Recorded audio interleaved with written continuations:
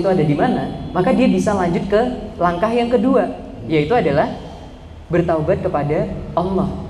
Ternyata diwajibin sama Allah nyari tahu, dia nggak nyari tahu, dia minta maaf sama Allah. Diwajibin sama Allah untuk beramal, dia nggak beramal, dia minta maaf sama Allah. Diwajibkan sama Allah untuk terbiasa, tapi dia nggak biasa, akhirnya dia minta maaf dulu sama Allah. Pertama introspeksi, yang kedua bertaubat kepada Allah, maka yang ketiga adalah memperbaiki diri, baru ditambal apa-apa yang tadi. Berarti kalau dia nggak tahu sesuatu, dia harus cari tahu. Kalau dia nggak bisa sesuatu, berarti dia harus belajar untuk bisa, mencoba untuk bisa. Dan kalau dia belum terbiasa untuk ngelakuin sesuatu, berarti dia harus terbiasa. Maka patokannya adalah, sekali lagi, yaitu adalah apakah ini diwajibkan oleh Allah atau enggak.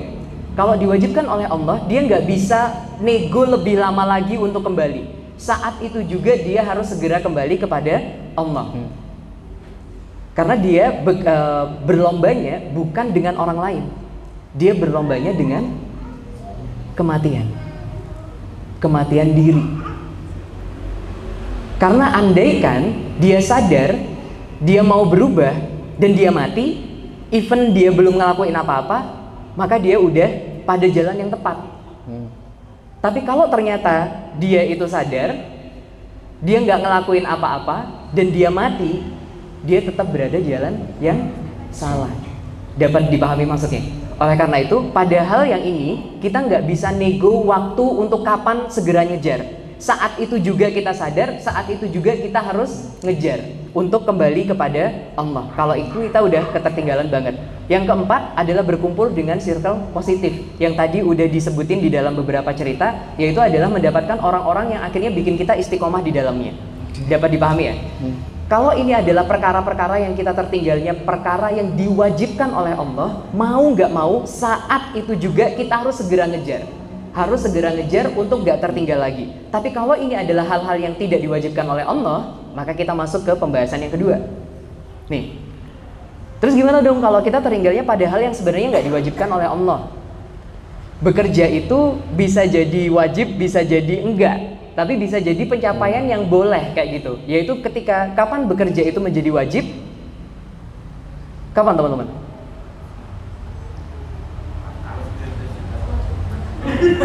Kenapa? Kapan bekerja itu menjadi wajib? Saat itu ada tanggungan, benar. Ada tanggung jawab yang harus dia penuhi kepada Allah. Contohnya adalah berdiri di kakinya sendiri. Dan ini tanggung jawab yang berhubungan dengan ketaatan kepada Allah. Bertahan hidup itu salah satu bentuk ketaatan kepada Allah. Maka saat dia itu akhirnya satu-satunya cara untuk dia bertahan hidup dan beriman kepada Allah adalah dengan cara bekerja, maka saat itu bisa dia mau nggak mau harus bekerja maksudnya. Tapi kalau secara umum sebenarnya dia hidup ya hidup aja tanpa bekerja pun dia masih bisa disuplai sama orang tua misal seperti itu. Maka masih belum pada level dia wajib bekerja. Tapi kalau dia ngerasa ini suatu masalah, terus dia harus ngapain dong? Karena teman-temannya misal udah pada kerja, lulus sudah pada kerja, udah tidak menjadi beban orang tua lagi. Misal kayak gitu, tapi dia ngerasa nggak enak aja. Sebenarnya orang tuaku nggak nuntut sih, sebenarnya suamiku nggak nuntut sih. Terus aku harus kayak gimana? Nah, pertama tetap sama, yaitu introspeksi diri. Kenapa ya temanku itu akhirnya bisa keterima kerja, sedangkan aku enggak? Masalahnya ada di mana? Apa yang dimiliki oleh temanku yang akhirnya aku nggak punya? Kalau kata Einstein, if you want to get the same result, you need to do the same effort. Artinya, kalau kamu pengen dapetin sesuatu yang sama, kamu harus ngelakuin sesuatu yang sama juga. Jadi gampangnya, kita ngelihat teman kita ngapain. Oh ternyata dia ngerayu omnya. Enggak bercanda. Kalau itu jangan. Kalau itu jangan. Itu ngapain itu? Itu apa? Kok ngerayu om? Kan masuk kerja. Oh, masuk ngerayu kerja. Masih kerja ya, karena yang punya omnya. Ternyata itu enggak, itu jangan ditiru kalau yang begitu ya. Maksudnya tiru effort tiru usaha-usaha yang memang bisa ditiru. Kayak gitu ya. Jangan bahaya kalau ngerayu omnya bisa arah yang lain maksudnya. Nah, pertama introspeksi diri dulu. Cari tahu apa kekurangan kita yang bikin kita akhirnya terhambat dalam proses ini. Yang kedua pasti fokus perbaikan hal-hal yang berada dalam kendali kita. Misal kayak tadi punya om bekerja di perusahaan asing, punya bapak yang punya perusahaan luar biasa, misal kaya raya atau multinasional dan bla bla bla. Nah, itu kan bukan sesuatu yang bisa kita usahakan, maksudnya bukan sesuatu yang bisa kita usahakan. Maka jangan fokus ke sana, jangan fokus meratapi kenapa aku nggak punya orang dalam, kenapa aku nggak punya backingan yang super, misal seperti itu. Jangan fokus ke sana, tapi fokusnya adalah kepada hal-hal yang berada dalam kendali kita. Kenapa ya dia udah nikah, misal kayak gitu. Oh, oke, effort yang dia lakukan adalah dia memampukan diri, misal secara finansial. Selain itu, dia ternyata belajar ikut kelas ikut kajian pekanan bicara cintanya yuk ngaji. misal kayak gitu. Terus akhirnya ternyata itu usaha-usaha inilah yang masih bisa kita tiru, maksudnya.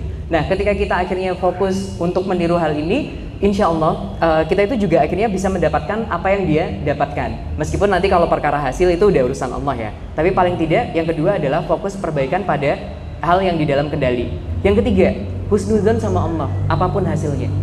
Kalau nanti Allah bilang ternyata setelah itu semuanya enggak, kita tetap harus husnudzon sama Allah. Artinya bakal ada sesuatu yang lebih baik daripada ini. Dan yang lebih baik itu bukan berarti yang gajinya lebih tinggi. Paham ya maksudnya?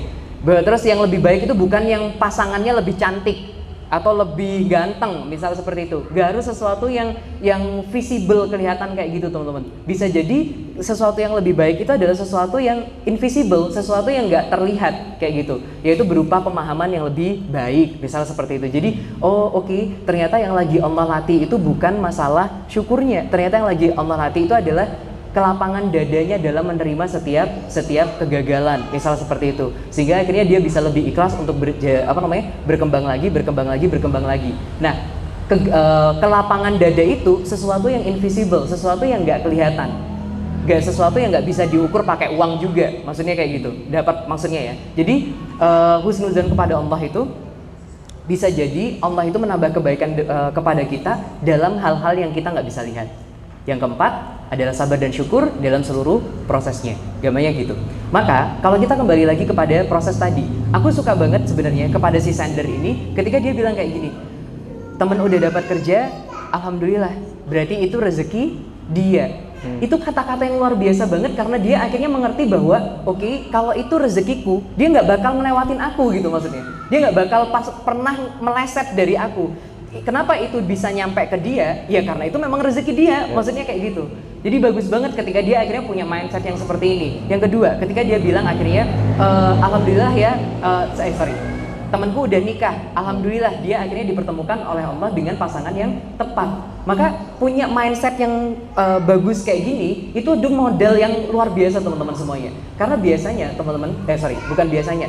karena musibah seseorang itu biasanya yang lebih besar daripada sesuatu yang bisa terlihat adalah musibah yang nggak bisa dilihat, yaitu adalah musibah mindset yang buruk. Karena kalau dia selalu mengukurnya dengan mindset yang tidak tepat, apapun yang diberikan Allah nggak akan pernah cukup. Ketika akhirnya dia punya gaji 3 juta, temennya dapat pekerjaan 4 juta, yang awalnya dia itu ngerasa cukup dengan 3 juta itu tadi, kayak gitu ya. Misal nih, pertama dia dapat pekerjaan 3 juta dengan gaji 3 juta. Dia ngerasa cukup selama ini, neraktir temennya, makan hangout bareng teman-temannya dia yang bayarin. Suatu hari temen yang pengangguran itu dapat pekerjaan ternyata dengan gaji 4 juta. Ketika itu semuanya jadi nggak enak. Semuanya tiba-tiba berubah menjadi kok dia bisa dapat 4 juta. Padahal saat temennya itu nggak punya gaji, maksudnya dia nggak pernah ngerasa masalah dengan gajinya yang 3 juta tadi. Makanya teman-teman, musibah yang mengerikan itu adalah ketika punya mindset yang nggak baik daripada gajinya yang 3 juta itu tadi, maksudnya dapat ditangkap ya masanya. Makanya tadi aku ngerasa bahwa dari case yang pertama ini si Sander itu punya mindset yang keren banget ketika akhirnya dia udah bisa pada level pemahaman, ketika dia akhirnya bisa mengikhlaskan ketika ada orang yang mendapatkan sesuatu yang lebih daripada dia, kurang lebih kayak gitu. Gimana masanya? Ada pertanyaan nggak nih? Oke, saya coba tanya ya. Oke. Di antara dua ini hal yang apa itu tadi tidak diwajibkan dan diwajibkan, kenapa di poin pertama itu introspeksi diri? Apa pentingnya introspeksi diri sebenarnya? Siap. Di dalam ilmu kedokteran teman-teman, Kesalahan pertama dalam mentreatment pasien itu adalah kesalahan diagnosa. Kesalahan pertama dalam mengobati pasien adalah kesalahan diagnosa.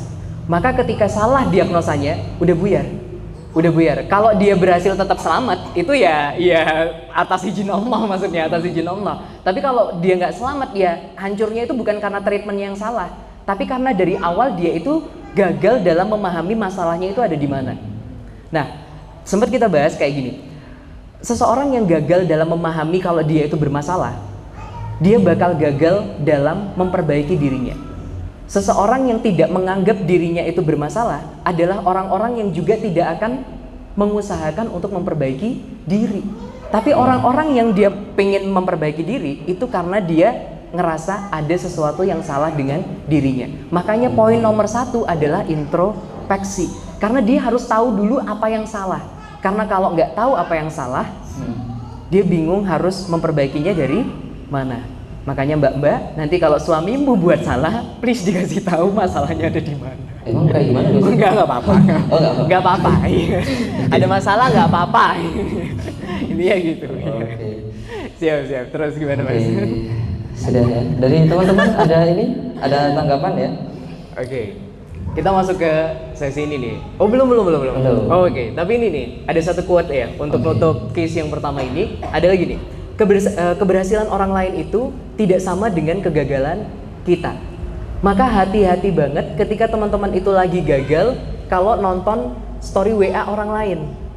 Terus contoh, habis gagal ta'aruf, lihat temennya yang udah nikah keluar sama pasangannya. Terus habis gagal keterima kerja, nonton temennya yang hangout bareng sama teman kerjanya di di restoran yang enak-enak kayak gitu. Terus ya kita ngerasa kayak kok dia sukses, terus itu ngerasa ini kayak itu kegagalan kita gitu. Padahal nggak ada hubungannya, itu sesuatu yang sama sekali tidak berkorelasi.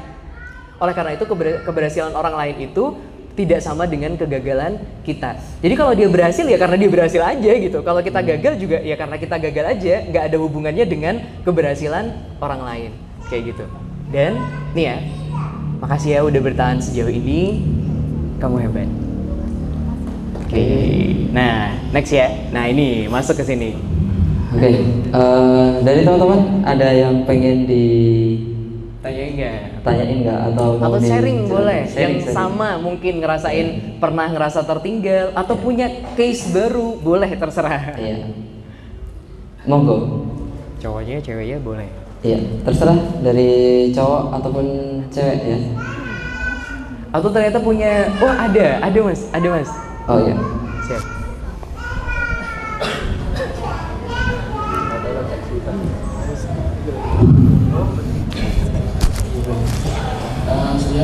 Assalamualaikum warahmatullahi wabarakatuh. Waalaikumsalam warahmatullahi wabarakatuh.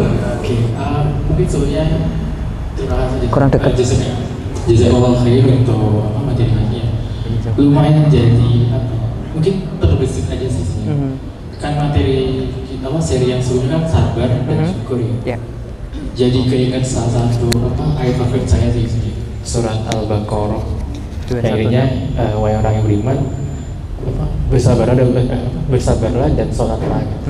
Nah, mulai paham gitu, maksudnya kayak ternyata sholat yang kita lakukan itu sebenarnya bukan tentang menggugurkan kewajiban aja gitu, tapi bentuk kita untuk syukur karena mungkin simple masih bisa bertahan, atau mungkin bisa kayak sholat dan mungkin kayak bahasanya kayak terima kasih ya Allah udah bisa menggerakkan hati saya untuk sholat gitu kan. Mungkin itu sharing aja sih. Masya Allah. Siap. Makasih banyak ya. Dengan Mas siapa? Fakih. Dengan Mas Fakih. Makasih banyak Mas Fakih. Udah nih. Oh udah, kirain ada lagi. Siap. Gimana Mas An? Oke. Menarik ya tadi. Bersabarlah. Itu bahas kemarin kayaknya. Apa tuh? Sholatnya Mas Fakih. Kan enggak. Apa tuh? Maksudnya hal yang biasa kita lakukan itu bisa jadi ya biasa gitu. Kayak datang kajian, ya udah menurut teman-teman itu biasa. Sholat itu biasa. Iya, sholat itu biasa setiap hari. Tetapi di luar itu kadang orang menganggap, kamu luar biasa ya, sholat 5 waktu ya, aku masih dan lain sebagainya kayak gitu. Bener banget mas, makanya aku pernah ngelihat satu reels ya dari anak ITB yang dia itu akhirnya bilang kayak gini, gue tuh heran ya, ketika habis lulus dari ITB, gue kerja, ini versi dia ya, bukan aku yang ngomong sudah. Terus dia bilang kayak gini, kayak gitu. Ketika orang-orang tuh ngelihat gue sholat 5 waktu, tiba-tiba mereka bilang kayak gini, lu keren banget, apa namanya rajin sholat bro, kayak gitu. Nah terus dia bilang kayak rajin sholat, kayak gitu. Lah sholat 5 waktu itu kan sesuatu yang wajib kayak gitu, sesuatu yang wajib, kok bisa rajin sholat gitu? Rajin sholat tuh mah di dalam standar dia, rajin sholat tuh kalau sholat duha, sholat tahajud, misal kayak gitu, itu rajin sholat kayak gitu. Tapi kalau sholat 5 waktu mah bukan rajin sholat ya, itu memang udah apa namanya benchmark ya, basic banget kayak gitu. Nah tapi ternyata sesuatu yang basic menurut kita itu bisa jadi itu adalah sesuatu yang istimewa banget buat orang lain, buat mereka yang bahkan sholat aja enggak, kepikiran aja enggak.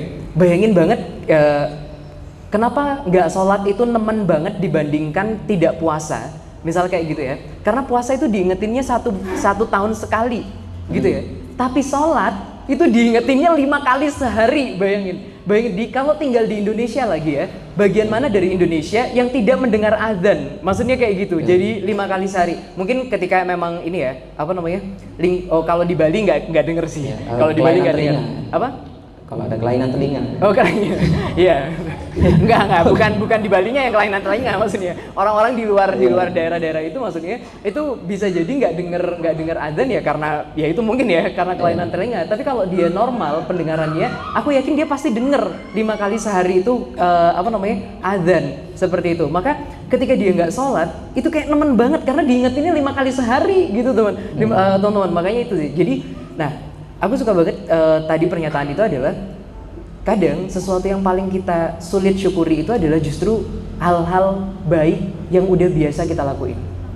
Padahal hal-hal baik yang biasa kita lakuin itu adalah suatu hal istimewa buat orang lainnya.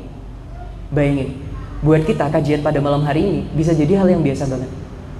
2 jam di masjid, gini doang, kayak gitu. Tapi buat teman-teman kita di Sumatera saat ini, itu hampir mustahil teman-teman. Apa yang mereka kemarin itu anggap kayak kita biasa sekarang kayak gini, tapi buat mereka hari ini untuk datang ke kajian di masjid 2 jam kayak gitu terus pulang lagi ke rumah dan tidur nyaman di rumah, itu udah nggak bisa lagi. Dan itu terjadi hanya dalam sekejap mata kayak gitu. Dan itu hanya terjadi dalam sekejap mata. Maka aku bilang ya, seseorang yang tidak bisa mensyukuri hal-hal yang kecil adalah orang-orang yang akan gagal mensyukuri hal-hal yang besar. Oleh karena itu, kita patut bersyukur. Apa yang kita anggap remeh-temeh pada malam hari ini, datang kajian 2 jam doang, datang kajian pada hari itu pun cuma 1 minggu sekali, kita ngerasa itu hal yang biasa banget. Sesungguhnya itu hal yang luar biasa banget. Maka kita patut bersyukur atas apa yang Allah berikan kepada kita. Ya, lebih kayak gitu. Kalau sebaliknya, ya, gimana tuh? Datang kajian terus merasa si paling effort. Oh, aku tuh udah ngeluarin banyak hal loh buat siap. Jangan, jangan. Oke, ada lagi dari teman-teman akhwat mungkin?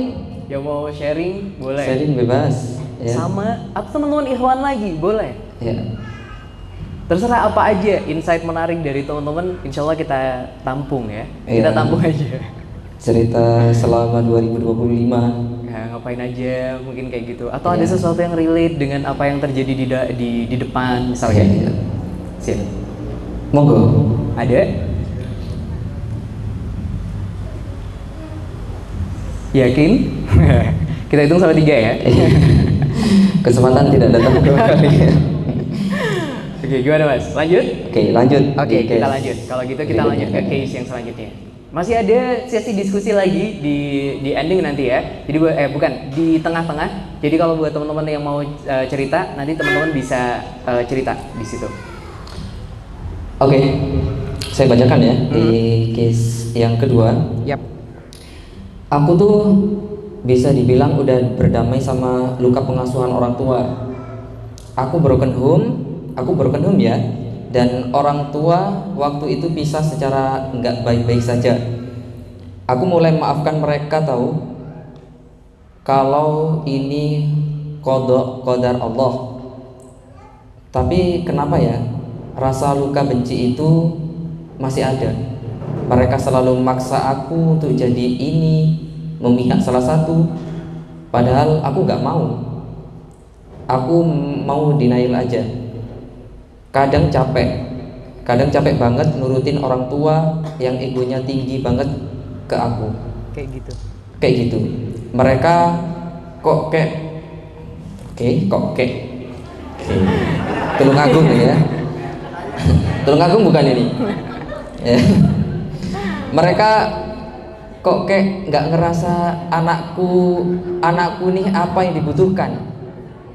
Perasaan anakku nggak, mereka malah sibuk ego perasaan masing-masing. Capek banget. Aku harus gimana?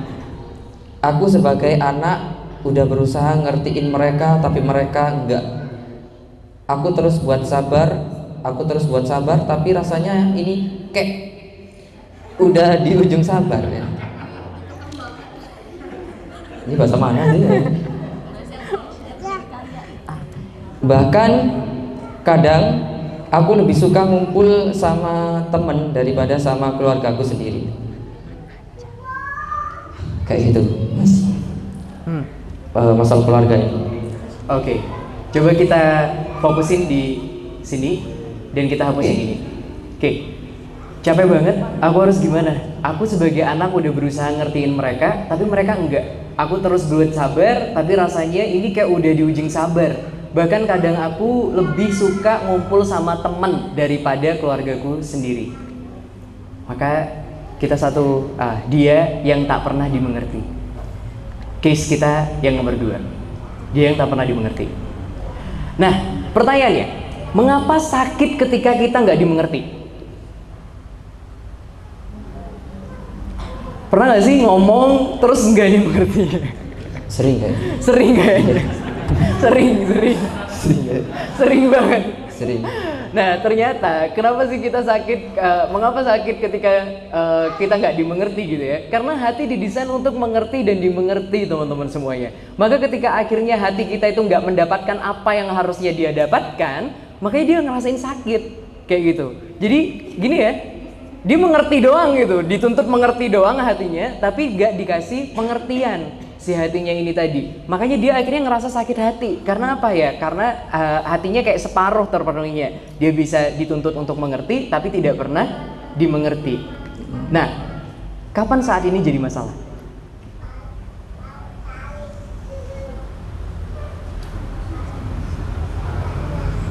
Apakah setiap kali kita tidak dimengerti itu masalah? Atau ada ketika kita tidak dimengerti itu tidak menjadi masalah?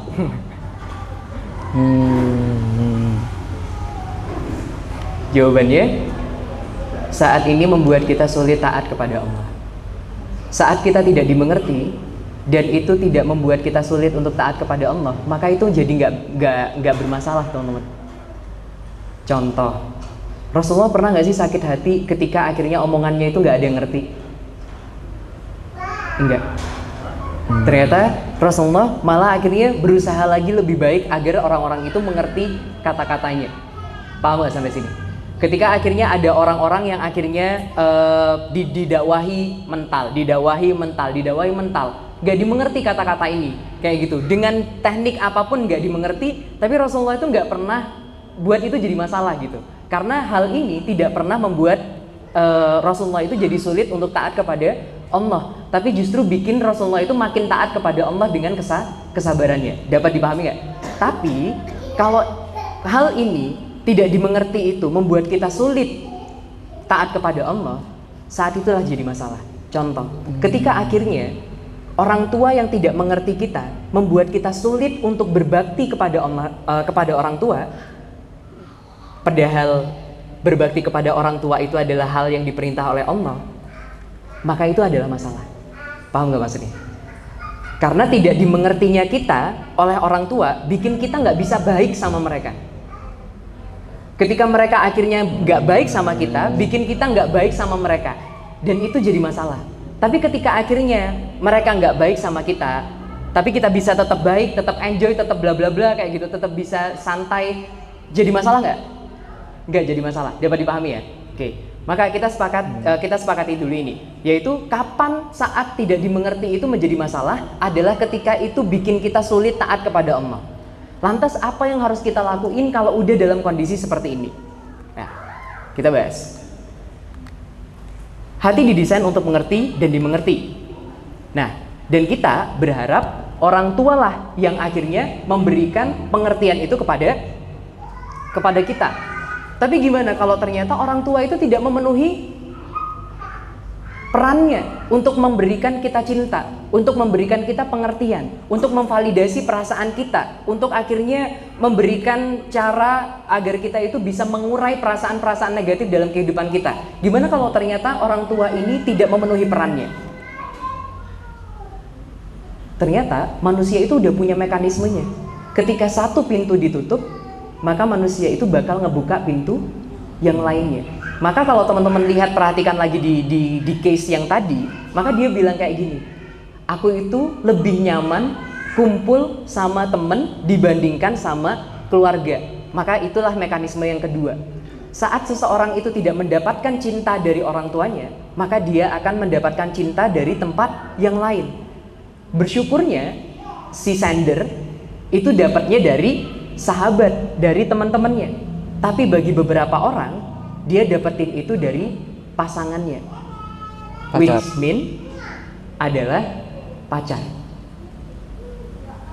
Dan pacar itu tidak harus lawan jenis. Paham maksudnya? Pacar itu tidak harus lawan jenis. Itu kenapa kondisi sekarang itu bisa semengerikan itu. Paham gak maksudnya? Karena bagi beberapa orang, untuk pacaran dengan lawan jenis itu bisa menjadi tantangan tersendiri. Maka ketika akhirnya sahabat gak punya, pacar lawan jenis gak punya, dia tetap butuh dimengerti dan mengerti gak? Tetap butuh dicintai dan mencintai gak? Gimana kalau ternyata dia ketemu sama orang yang sama-sama dalam tanda kutip rusak kayak dia? Maka klop akhirnya membuat dia mendapatkan itu dari pasangan yang ternyata sesama jenis. Karena itu udah mekanismenya dalam tanda kutip. Hati itu udah didesain kayak gitu. Kalau dia tidak dimengerti, kalau dia tidak dimengerti dan tidak bisa mengerti, maka dia akan dari satu titik, maka dia akan ngebuka titik yang lain. Ketika satu pintu itu tertutup, maka dia bakal ngebuka pintu yang lainnya. Ketika satu pintu itu nggak cukup, dia akan ngebuka pintu yang lainnya. Yang bahaya adalah ketika akhirnya attachment ini menjadi sesuatu yang semakin menjauhkan dia kepada Allah. Menjauhkan dia dari Allah. Kalau ternyata attachment-nya itu adalah attachment yang baik, yang mendekatkan dia kepada Allah, jadi nggak masalah. Dalam tanda kutip, sahabat yang baik ya, bukan pasangan yang baik tuh artinya berarti udah halal, maksudnya kayak gitu.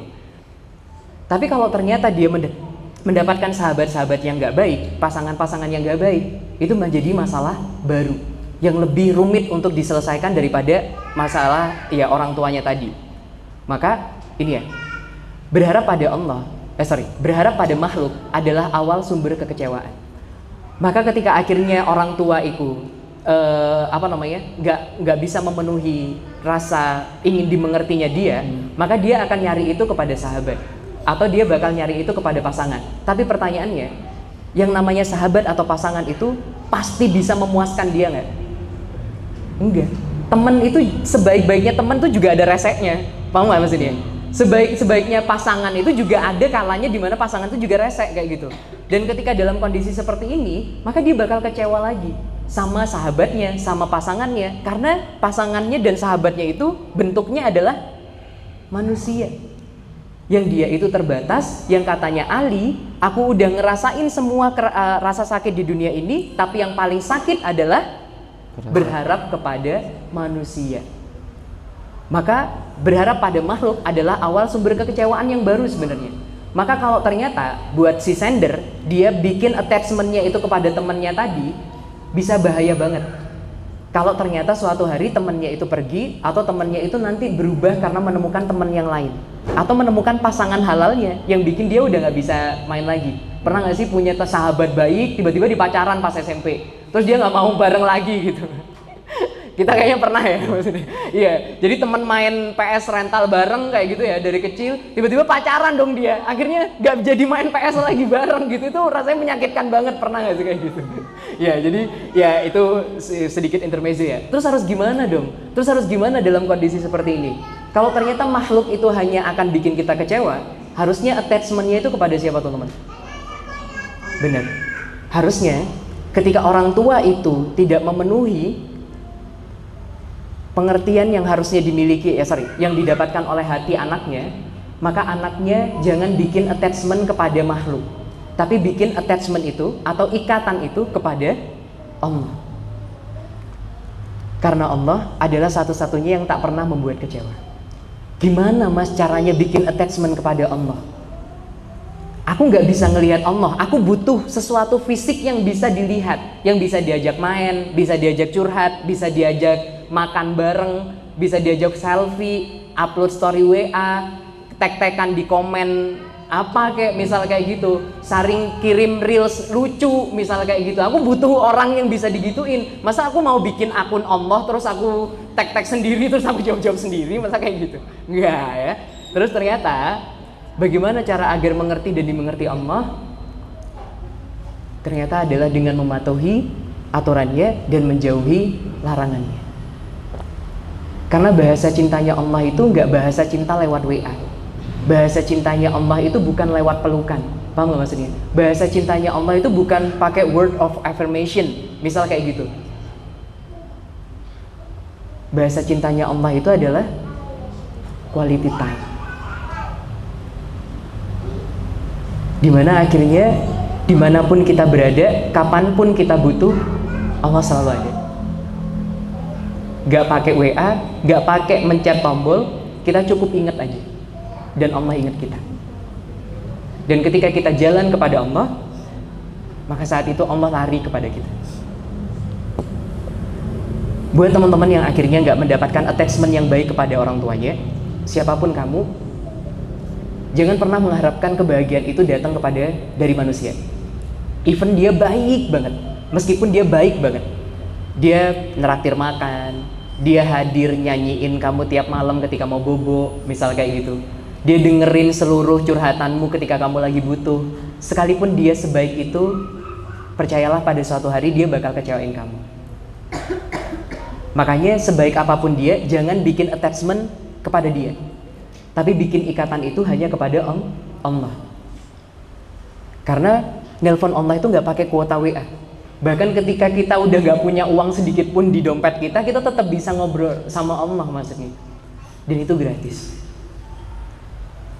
Maka dari itu teman-teman semuanya, buat kamu yang gak punya attachment yang baik dengan orang tua, jangan pernah nyari itu kepada manusia lainnya, tapi cari itu untuk kembali kepada Allah. Itulah kenapa Rasulullah itu sekalipun dalam tanda kutip gak punya bapak, gak punya ibu, ditinggal mati kakeknya dalam waktu usia muda dan dirawat sama pamannya, Rasulullah gak pernah jadi anak-anak yang kekurangan cinta. Rasulullah gak pernah menjadi anak-anak yang kekurangan cinta. Tapi itu baru separuh selesai, yaitu adalah ketika dia udah stabil nih posisi hatinya. Terus gimana dengan orang tuanya dong? Nih, ternyata hubungan itu teman-teman ada dua. Hubungan itu ada dua. Yang pertama adalah hubungan yang transaksional dan juga hubungan transaksional yang ngebahas terkait untung dan rugi. Contohnya, jual beli. Lo jual, gue beli. Ya. Apa ini? Nggak terus. Ya, jadi misal ya, dia jualan apa kita beli, ya udah gitu. Itu namanya transaksional, paham nggak maksudnya? Jadi dia ono rego, ono rupo, ada harga, ada wujudnya. Maka semakin besar harga yang kita bayarkan, maka semakin besar juga wujud yang kita dapatkan. Misal kayak gitu, imbalan yang kita dapetin. Itu adalah hubungan transaksional. Nah, sedangkan hubungan orang tua dan anak itu kira-kira apa? Transaksional nggak? Emosi. Ternyata dia adalah hubungan non transaksional, yang itu ini nggak bener yang bikin PPT nih ya.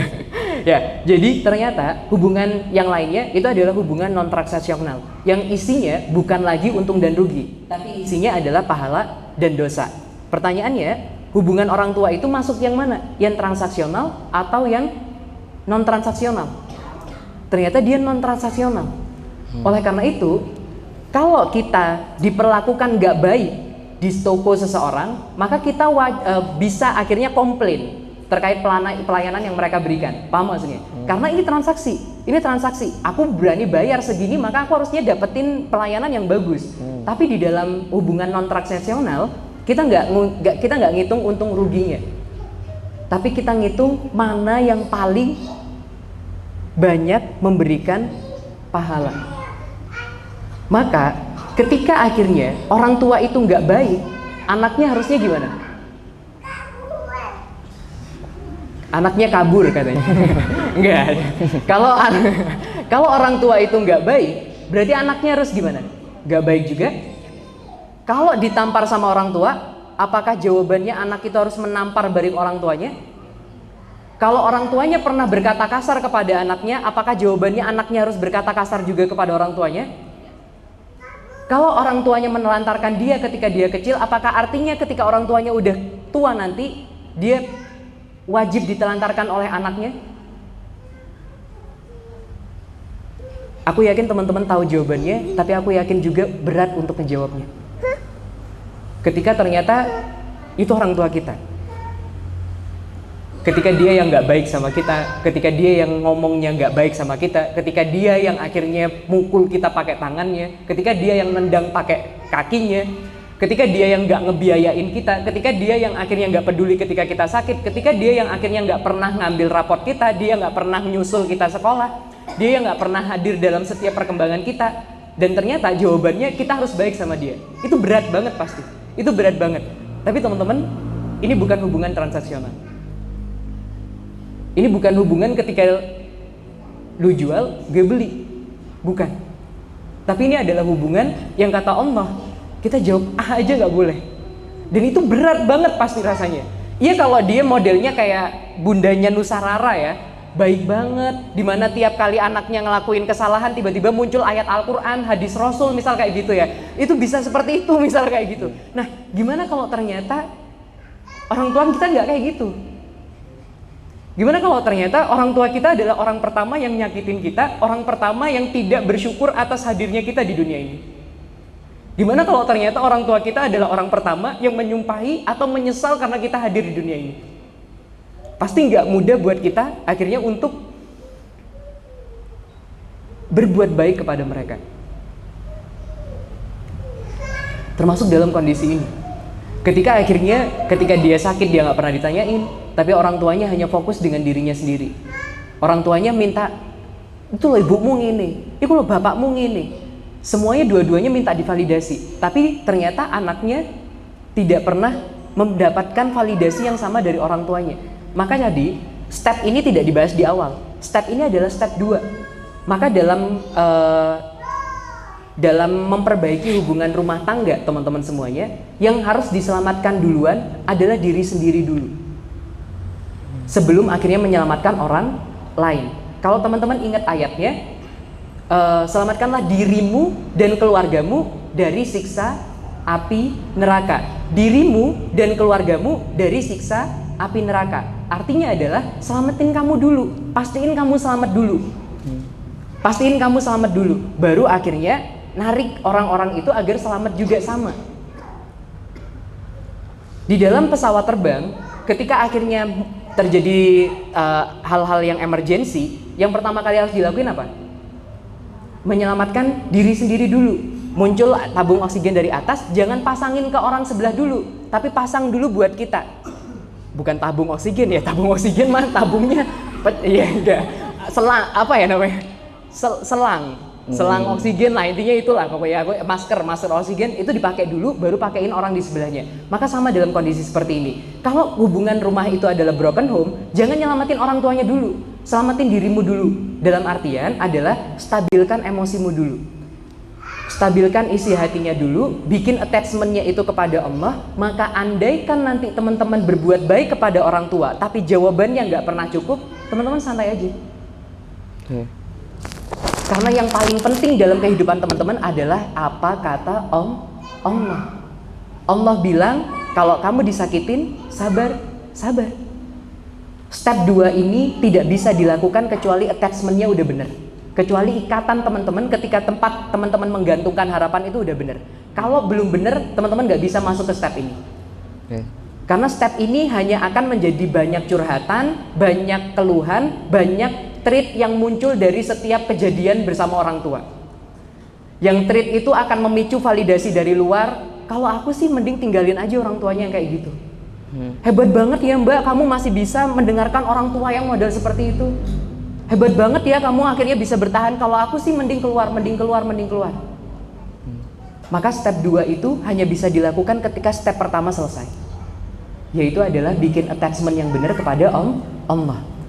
Maka apapun yang dilakukan orang tua kita, mau salto, mau jungkir balik, mau ngeludahin, mau ngomong kasar, mau pakai tangan juga, kita tetap bisa akhirnya stay cool dan memilih hal-hal yang diridhoi oleh Allah. Makanya aku bilang di sini, fokuslah pada apa-apa yang Allah ridhoi. Maka teman-teman, sembuhlah, tumbuhlah, karena kamu berhak bahagia. Dan anime yang merekam ini dengan sangat baik ya menurutku adalah Naruto. Kalau aku cerita parenting terkait Naruto itu adalah anak yang gagal untuk sembuh dari luka pengasuhannya. Sekalipun dia akhirnya mencapai mimpinya menjadi Hokage, tapi dia mengulang kesalahan terbesar orang tuanya terhadap anaknya sendiri. Kalau Naruto itu yatim piatu gara-gara orang tuanya berkorban buat dia, jadi mati orang tuanya, emang gak ada. Tapi Boruto itu jadi yatim gara-gara Naruto tidak memenuhi perannya sebagai seorang ayah. Dia melakukan kesalahan yang jauh lebih menyakitkan daripada apa yang dilakukan oleh bapaknya dan ibunya. Paham gak maksudnya? Dia gak pernah benar-benar sembuh dalam tanda kutip. Maka jangan jadi kayak Naruto dalam hal parenting. Dalam hal mengejar cita-cita, jadilah kayak Naruto. Paham gak maksudnya? Dia apapun orang ngomong kayak gimana pun dia tetap akhirnya tetap kekeh maksudnya menggapai hal itu. Tapi bagian parenting, aku nggak saranin teman-teman akhirnya niru Naruto, karena Naruto adalah contoh anak yang nggak sembuh dari luka pengasuhannya. Ternyata dia mengulang kesalahan orang tuanya, bahkan lebih menyakitkan daripada apa yang dilakukan oleh orang tuanya. Orang tuanya nggak sengaja dalam tanda kutip mati, tapi Boruto dibikin yatim sekalipun punya bapak. Tuh. Gimana fans Boruto yang tidak terima seperti maaf ya parah sih Naruto. Iya. Pernah satu kasus dia itu ulang tahunnya Himawari ya, anak kedua. Dia pengen hadir, tetapi yang hadir itu bunsinnya ya. Bunsinnya. Iya, kenapa bunsinnya nggak disuruh kerja ya? Itu kan nggak masuk akal sih menurut. Iya, malah iya, terus itu emang. Kalau aku jadi Naruto, mending bunsinnya kerja, orangnya di rumah nggak sih? Kenapa jadi bahas Naruto ya? Ya ini ya. Tapi buat kamu, siapapun kamu, makasih ya udah bertahan sejauh ini. Kamu hebat. Ini tepuk tangan buat orangnya ya maksudnya. Jangan buat aku gitu. Nah, gimana nih? Diskusi ntar. Nah, nih monggo nih gimana nih teman-teman? Gimana? Ada tanggapan nggak? Mau difoto dulu Mas Tilmi ya, monggo Mas. Di kasus yang sama atau teman-teman ada kasus ya? Atau yang mirip-mirip misalnya kayak gitu. Karena penting banget sih sebenarnya hal-hal yang seperti ini mengurai masalah biar kita itu, karena kan masalah itu selalu ada ya selama kita hidup. Bener. Itu dimanapun kita berada itu kayaknya masalah itu selalu ada gitu. Nah kalau kita nggak tahu rumusnya untuk menggapai sesuatu yang menjadi tujuan kita hidup itu kayak ya gimana gitu. Bener banget. Jadi dan selain rumusnya, kita itu perlu dikasih contoh latihan soal yang dikerjakan pakai rumus itu. Oke. Nah, karena apa teman-teman semuanya? Anak-anak itu kalau diajarin matematika, dikasih rumusnya belum tentu bisa. Paham nggak maksudnya? Dia itu harus dikasih tahu juga bagaimana aplikasi dari rumus ini. Nah, kebanyakan ketika kita akhirnya belajar terkait Islam kayak gitu, kita udah dapet teorinya. Oh, kalau nggak suka itu sabar ya, kalau suka itu syukur ya.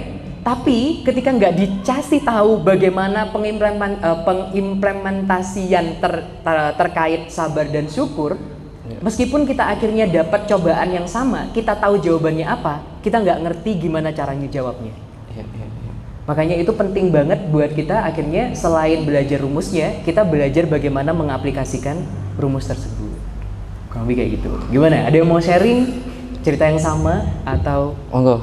Oh ada? Boleh. Iya. Monggo. Dari tadi kayaknya Boleh? pengen ini. Iya. Tak todong sekarang. Atau Iya. boleh. Terserah apa aja. Terserah Sharingnya apa aja. ternyata nasihat tambahan boleh. Ternyata insight tambahan boleh. Jadi sharingnya nggak harus curhat ya maksudnya. Iya, nggak harus bahas masalah itu.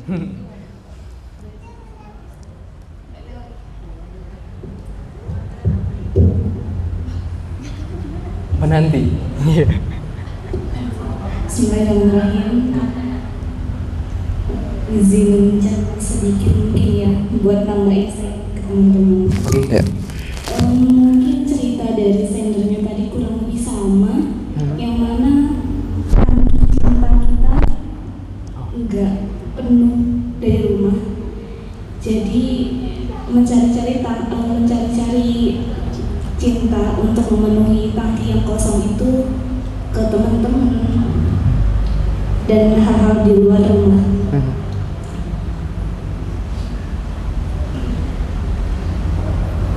Dan saat itu kadarulahnya aku ketemu teman-teman yang orientasinya nggak hanya di dunia tapi di akhirat juga, jadi tangki cinta itu lama-lama mulai terisi dan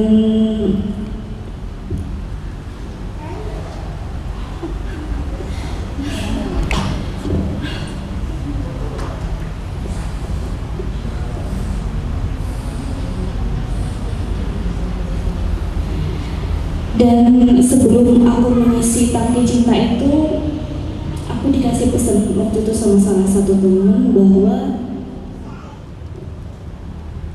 ketika kamu mau mengisi tangki cinta itu terlebih dahulu, kamu harus fokus sama orang-orang yang mencintai kamu daripada orang yang menyakiti kamu. Karena jika selama kamu masih fokus sama orang yang menyakiti kamu, tangki cinta itu nihil, akan penuh. Karena fokusnya pasti sama yang menyakiti. Walaupun yang menyayangi kita ada 10 orang dan yang menyakiti kita cuma 1 orang, cinta itu bakal kalah sama yang menyakiti itu kalau fokusnya masih ke yang menyakiti.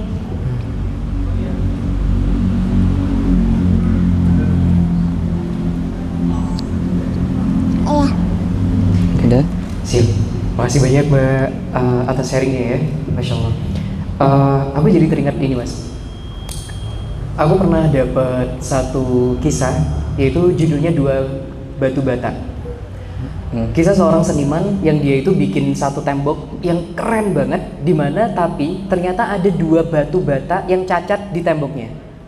Nah, sehingga akhirnya dia tiap hari tuh ngeliatin temboknya dan menyesal karena 2 batu batanya itu cacat itu tadi, kayak gitu. Tapi suatu hari ada orang yang lewat situ, yang akhirnya dia ngelihat gini ya, wih keren banget tembok ini kayak gitu. Kamu yang bikin ya kayak gitu. Kamu yang bikin ya. Dan akhirnya dia bilang apa coba? Enggak kok. Kamu lihat nih loh, 2 batu batanya cacat. Dia bilang kayak gitu. Terus habis itu oke, orangnya jalan gitu. Terus habis itu ada orang lagi kayak gitu. Masya Allah, ini keren banget temboknya kayak gitu. Ini siapa yang bikin gitu? Dan ternyata dia jawab lagi kayak gitu. Dia jawab lagi, enggak kok, ini loh, kalau kamu lihat yang sebelah sini ada 2 batu bata yang cacat kayak gitu. Dan peristiwa itu terus berulang. Dan ternyata ini sejalan dengan apa yang disampaikan oleh mbaknya tadi, adalah ketika kita akhirnya fokusnya mata kita itu hanya melihat kepada kekurangan, maka kita nggak akan pernah bisa melihat kelebihan apapun yang akhirnya Allah beri buat kita. Tapi ketika akhirnya fokus kita itu justru kepada sesuatu yang akhirnya kelebihan, maka itu yang akhirnya menutup mata kita itu dari kekurangan-kekurangan yang akhirnya ada dalam kehidupan kita. Itu bisa, makanya karena mata itu udah dibikin, didesain sama Allah, hanya bisa fokus satu titik dalam satu waktu, maka pastikan titik tempat teman-teman fokus adalah titik yang bisa membuat teman-teman bersyukur kepada Allah. Jangan sampai titik yang akhirnya teman-teman fokuskan adalah titik yang justru menjauhkan teman-teman dari rasa syukur kepada kurang lebih kayak gitu. Kalau kayak gini, apa tuh? Menarik nih. Apa yang kontra, benar? Iya. Kalau misalkan kayak gini, ada teman kita apa ya istilahnya? Memuji. Terus kita biasanya kan, kamu sekarang jadi soleh ya, sekarang kajian terus. Enggak, dosa saya masih banyak. Nah, kalau kayak gitu gimana? Kan kita fokus di ini kan, maksudnya mengalihkan ke hal yang mungkin negatif menurut kita gitu. Itu kayak gimana? Siap. Kalau dia dalam rangka tawadu, maksudnya, kalau dalam rangka akhirnya enggak apa, aku biasa aja gitu, maka ya nggak ada masalah sebenarnya. Cuman kalau bisa kata-katanya nggak fokus ke dosa sih. Karena kalau fokus ke dosa itu jatuhnya takutnya enggak kok, aku masih dosa ini, aku masih kayak gini, masih kayak gini. Tahu nggak maksudnya? Jadi itu kelewat tawadu sih kalau menurutku. Itu udah jadi oversharing ya. Jadi kayak men-share sesuatu yang harusnya nggak di-share kayak gitu. Tapi kalau itu adalah bentuk tawadu, enggak masih banyak yang lebih baik daripada aku. Aku juga masih proses kayak gitu. Dalam rangka agar tidak membuat jarak kepada orang, menurutku itu masih okay. Tapi kalau udah terlalu berlebihan sampai menyebutkan dosa-dosanya apa aja kayak gitu, kayaknya nggak baik sih. Kurang lebih kayak gitu. Oke. Siap. Ada lagi? Wah, ada mas. Siap. Boleh. Orang yang sama? Oh, dititipin sama dengan nama yang berbeda. Dititipi sama ini tak? Iya. Ini cerita temanku mas. Cerita temanku. Oke. Lanjut. Saya juga ini ya. Jadi terpantik sih sebenarnya. Kan saya ibaratnya belajar psikologi ya. Sekarang sama. Mungkin ada beberapa poin yang mungkin bakal memberikan view dalam dunia mungkin penyembuhan itu ibaratnya ada luka ya. Nanti ibaratnya ada yang luka ibaratnya kalau secara sembuh itu tidak sembuh total gitu. Jadi ibaratnya mungkin bahasanya pulih. Karena ibaratnya ada beberapa poin yang ibaratnya kadang-kadang ke-trigger. Mungkin terkait ini ya. Jadi kayak ini sih kayak dari salah satu cerita klien saya. Oke. Nah itu ibaratnya jadi kalau dari saya pribadi itu jadi lagi sedang mengkritis kan di Indonesia kan ibaratnya kita disuruh berbakti kepada orang tua. Sedangkan di Al-Quran itu ibaratnya memintanya berbuat baik kepada orang tua.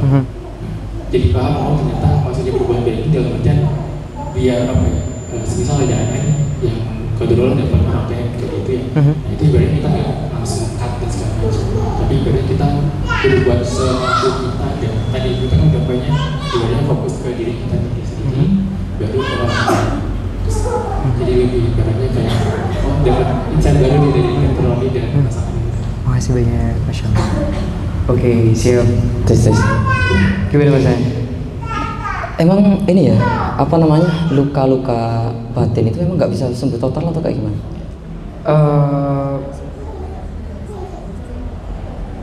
Tergantung ya. Aku menjawab gimana nih ya.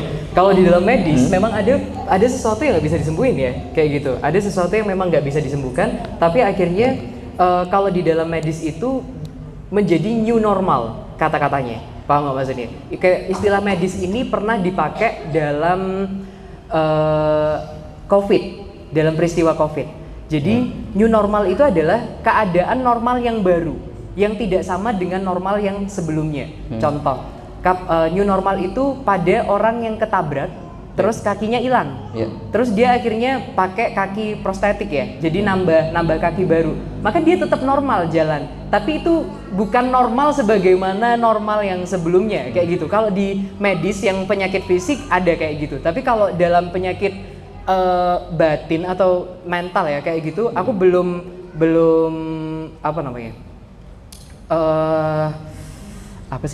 aku belum punya contoh yang bisa menggambarkan terkait hal itu. Cuman ini yang menarik teman-teman, terkait ilmu psikologi ya. What psychology tells you doesn't define you. apa yang psikologi katakan tentang kamu tidak menggambarkan kamu harus kayak gitu. Contoh, ketika ternyata menurut tes psikologi, mohon maaf, kamu mengidap penyimpangan seksual, it doesn't mean kamu harus kayak gitu. Paham gak maksudnya? Dia itu cuman tes, yang dia cuman buat ngetahui kondisi psikologimu itu ada di mana, orientasimu itu ada di mana. Paham gak maksudnya? Maka ketika akhirnya misal, ketika kamu dites COVID, kalau pakai IQ. apa? IQ termasuk. Termasuk IQ. Ketika kamu dites IQ dan ternyata hasilnya bodoh kayak gitu 78, it doesn't mean kamu harus hidup kayak gitu. Itu nggak berarti kamu harus hidup selamanya bodoh gitu. Paham nggak maksudnya? Oh ternyata kalau berdasarkan tes ini aku bodoh ya gitu. Berarti aku harus bodoh selamanya ya? Nggak kayak gitu. Paham nggak maksudnya? Jadi makanya aku bilang hasil tes sesuatu itu nggak mencerminkan kamu kehidupannya harus kayak gitu.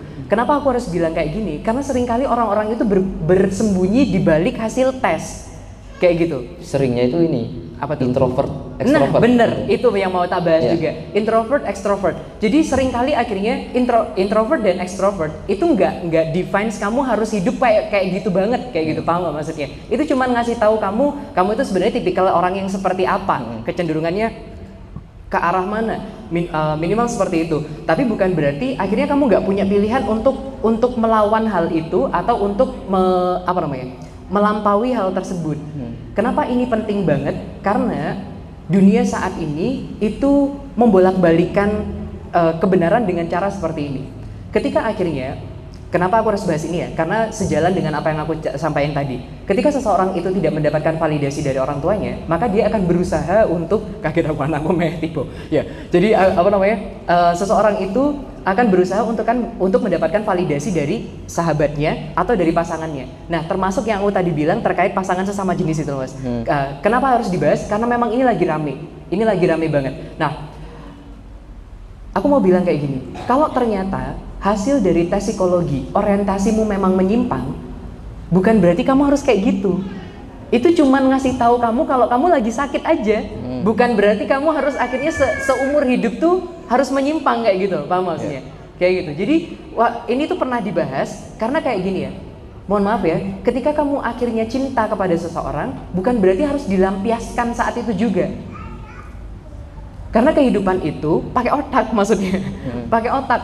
Dipikir dulu maksudnya, pakai aturan, ada aturan yang memang harus diturutin kayak gitu. Nggak berarti ketika akhirnya hasil tesnya itu mengarah ke negatif, berarti dia harus berbuat negatif. Nggak begitu. Bukan berarti akhirnya ketika orang itu didiagnosa gila, berarti dia harus gila selamanya kayak gitu. Enggak, dia harus effort biar nggak gila, misal kayak gitu.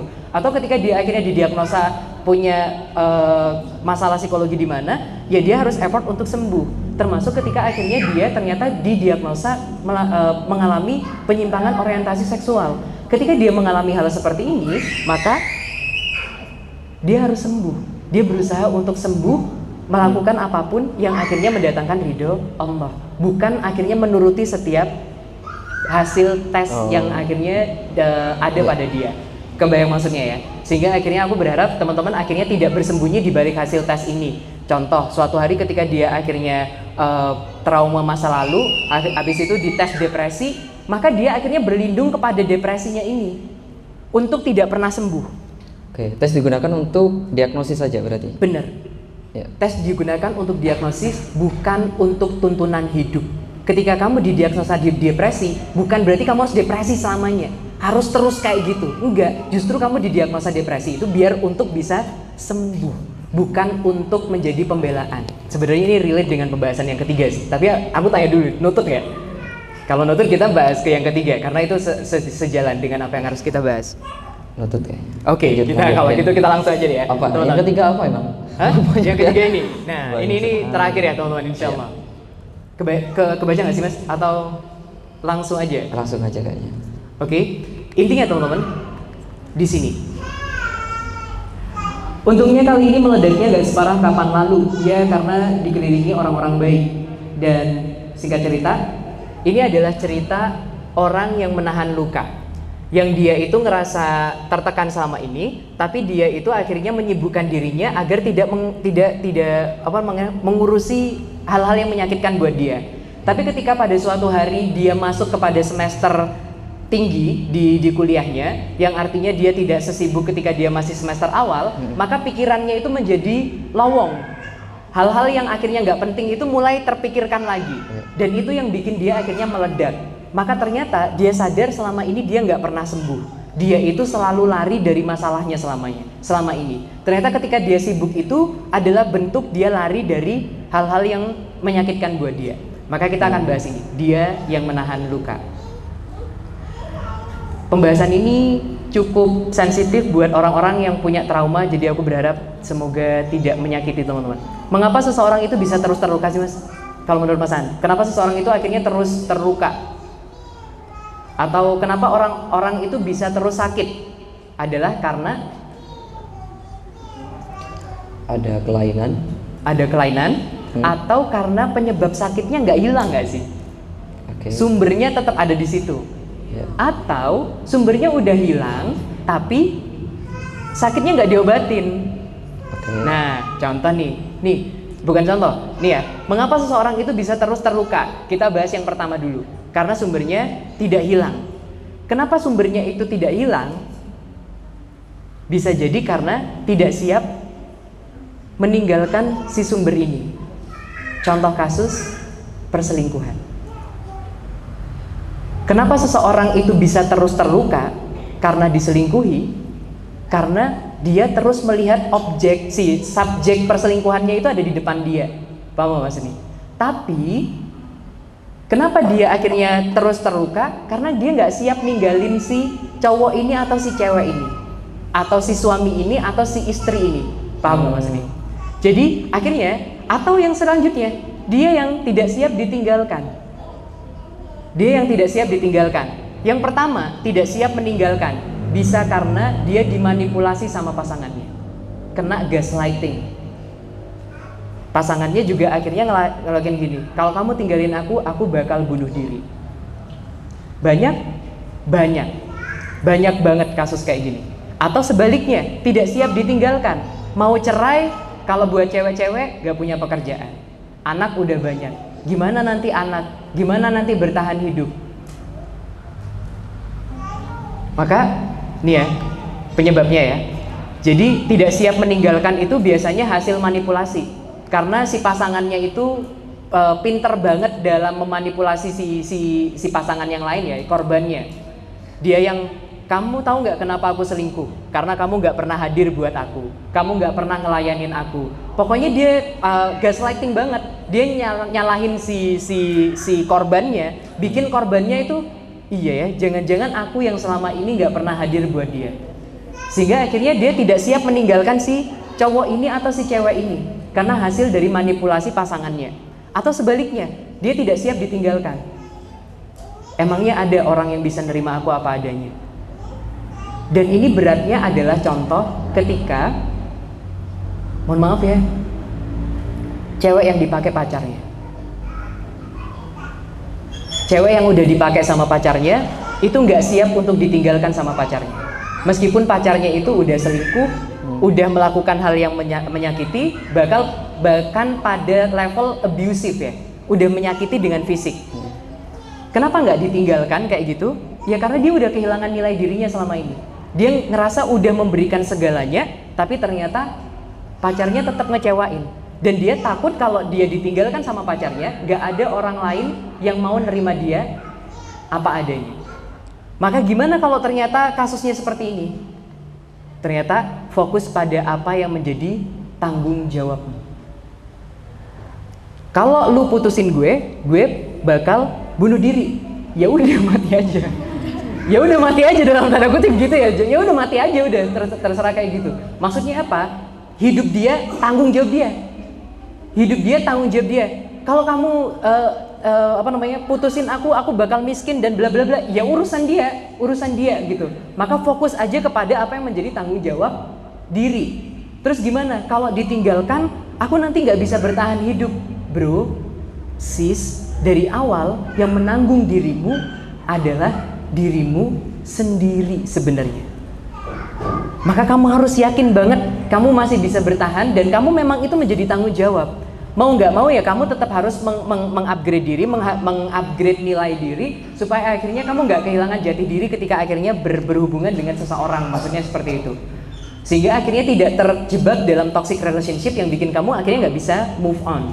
Makanya akhirnya aku bilang, dalam kondisi yang sumbernya tidak hilang ini dan dia akhirnya tidak siap meninggalkan atau tidak siap ditinggalkan, maka yang harus dilakukan adalah fokus apa yang menjadi tanggung jawab dia, supaya dia akhirnya bisa move on ke situasi atau kondisi yang lebih baik. Tapi ada yang kedua, yang bikin seseorang itu terluka adalah lukanya tidak diobati. Pertanyaannya, kenapa sih ada orang yang tidak mau mengobati lukanya? Bahkan malah kalau bisa menunjukkan kepada seluruh dunia kalau dia itu sedang terluka. Tahu nggak kenapa? Benar, dia butuh validasi dari orang lain. Dia butuh menyebarkan kepada seluruh dunia bahwa dia sedang gak baik-baik saja. Dia berharap dunia itu peduli terhadap kondisinya. Kenapa? Karena dia gak pernah dapetin itu sebelumnya. Maka ini yang bikin dia itu akhirnya terus menggenggam lukanya. Karena dia pikir kalau gak ada luka ini, maka gak akan ada lagi yang peduli. Pernah tahu orang-orang yang bikin barcode di tubuhnya gak? Orang-orang itu sebenarnya ya ini, dia butuh divalidasi sebenarnya. Karena kenapa dia nggak bisa berhenti? Karena dia takut kalau barcode-nya hilang, orang-orang nggak peduli lagi sama dia. Paham maksudnya? Dan ini yang bahaya maksudnya. Kalau seperti itu, karena ketika akhirnya orang itu masalahnya orang-orang itu bisa beradaptasi. Sekarang dia kasihan, besok dia kasihan. Tapi untuk yang ke-300 kalinya, bisa jadi rasa kasihan itu udah hilang gitu. Dan ketika itu teman-teman, nih ya, sayangnya kita itu bukan poros dunia. Ketika akhirnya kita udah gak punya cara lain untuk bikin orang lain peduli lagi sama kita, ya dunia itu tetap akan bekerja sebagaimana biasanya, meninggalkan kita, dan orang lain tetap hidup sebagaimana biasanya. Dan itu yang paling menyakitkan. Maka terus harus kayak gimana kalau udah dalam kondisi seperti ini? Maka harus dilepaskan. Luka itu memang harus dilepaskan agar bisa harapan baru itu tumbuh. Dan kamu harus menemukan nilai diri yang lain maksudnya, supaya akhirnya nggak terjebak dalam kondisi yang itu aja. Termasuk buat mas-masnya juga yang pernah diputusin, jangan terus-terusan merasa cewek semuanya jahat. Enggak mas, boleh dilepasin emosi-emosi negatif itu. Aku yakin masih ada cewek-cewek baik yang siap untuk mendampingi mas-masnya sebagai pasangan yang halal. Kurang lebih kayak gitu. Pelakunya justru. Nah, ini ya. Jika lembaran hidupmu hari ini berjudul luka atau momen, maka aku harap lembaran berikutnya berjudul suka. Dan untuk bisa sampai ke lembaran berikutnya, artinya kamu harus nutup lembaran yang hari ini. Dan untuk bisa nutup itu, kamu gak boleh mati dulu. Maka jangan pernah bunuh diri. Jangan pernah untuk memutuskan mengakhiri hidup. Karena lembaran selanjutnya hanya bisa dibuka ketika kamu masih hidup. Makasih ya, udah bertahun sejauh ini. Kamu hebat. Siap. Karena nggak ada sesi diskusi nih mas, aku lanjutin ya. Iya. Sesungguhnya jika bersyukur, kami akan menambah nikmat kepadamu, kata Allah. Dan ini kata yang aku temuin di ChatGPT tadi ketika konsul. Syukur bukan hanya tentang mendapatkan lebih, tapi juga tentang berhenti merasa kurang. Dan ada satu quote lagi dari teman menulisku, dari mentor sih penulisku lebih tepatnya, namanya Kang Ihsan. Dan ini diambil dari judul bukunya ya. Bukan bahagia lalu bersyukur, tapi bersyukur lalu bahagia. Mau bahasa? Luar biasa ya. Untuk menutup tahun 2025 ya, karena ketemu biasanya lagi. kalau akhir tahun itu kita diselimuti dengan apa pencapaian yang sudah dilakukan tahun 2025, apa hal negatif yang dilakukan. Nah kayak itu pasti muncul hal-hal pikiran atau bahkan pertanyaan-pertanyaan hal itu. Mungkin hal-hal yang seperti ini tuh bisa menjadikan kita memiliki rumus untuk segala kondisi yang ada sebelumnya kayak gitu. Oke, menarik. ada closing lagi? Nah ini udah closing sih. Oke, Tadi sudah. udah 3 kali Oke. quote ya kayaknya. Sudah jam berapa ya? Udah Oke, 21. sudah jam setengah 10 teman-teman ya. Oke, mungkin itu saja ya. Ini kajian terakhir di Bener, tahun ini kajian 2025 ya. terakhir di tahun 2025. Di pekan depan kita takut banget teman-teman udah pulang kampung Iya. sih, kayak gitu. Iya. Karena udah libur panjang ya, Iya. kayak gitu. Tapi insya Allah, wah, Apa? apa? jangan ngasih ini dulu ya. Tapi tungguin aja apa ya gebrakan-gebrakan lain dari Yung Aji Malang, insya Allah di tahun 2026. Oke, minta doanya teman-teman ya, semoga kita senantiasa diberikan kesehatan dan juga untuk Yung Aji juga lebih inovatif lagi ke depannya, kayak gitu, biar lebih Bisa bermanfaat ya. bermanfaat untuk teman-teman semuanya yang ada di sini dan juga teman-teman yang lain di sana, kayak gitu. Oke, kurang lebih seperti itu. Kita tutup dengan ini ya, 2025 dengan alhamdulillah ya. Alhamdulillahirobbilalamin. Alhamdulillahirobbilalamin ya. Dan kita tutup dengan doa kafaratul majelis. Oke. Kita tutup dengan doa kafaratul majelis. Subhanakallahumma wa bihamdika asyhadu an la ilaha illa anta astaghfiruka wa atubu ilaik. Wassalamualaikum warahmatullahi wabarakatuh.